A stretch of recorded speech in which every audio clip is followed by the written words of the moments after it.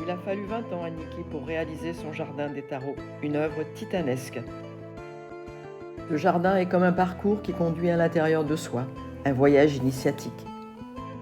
Nous allons voir comment Nikki a interprété les deux arcanes que sont l'impératrice et le chariot.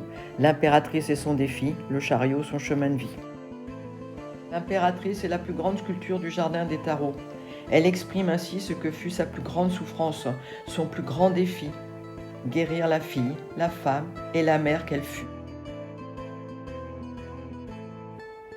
Nikki va faire de cette impératrice sa maison pendant 13 ans.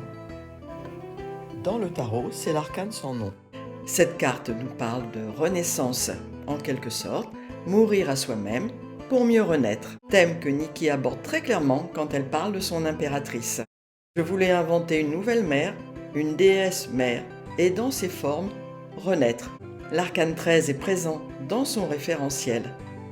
Et comme un clin d'œil, elle quitte sa maison impératrice au bout de 13 ans, dans un mouvement de fin de cycle et de renaissance. Cette impératrice témoigne aux yeux du monde de sa réussite personnelle, mais celle aussi de toutes les femmes, car son engagement était à la fois personnel et collectif.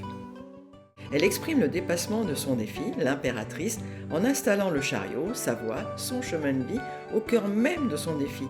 Pour affirmer cette guérison, elle met pour conduire son chariot une impératrice. Elle a pris les rênes de sa vie tout au long de son parcours. C'est aussi une invitation à toutes les femmes de conduire en conscience et en autonomie leur vie, vivre et incarner ses propres choix.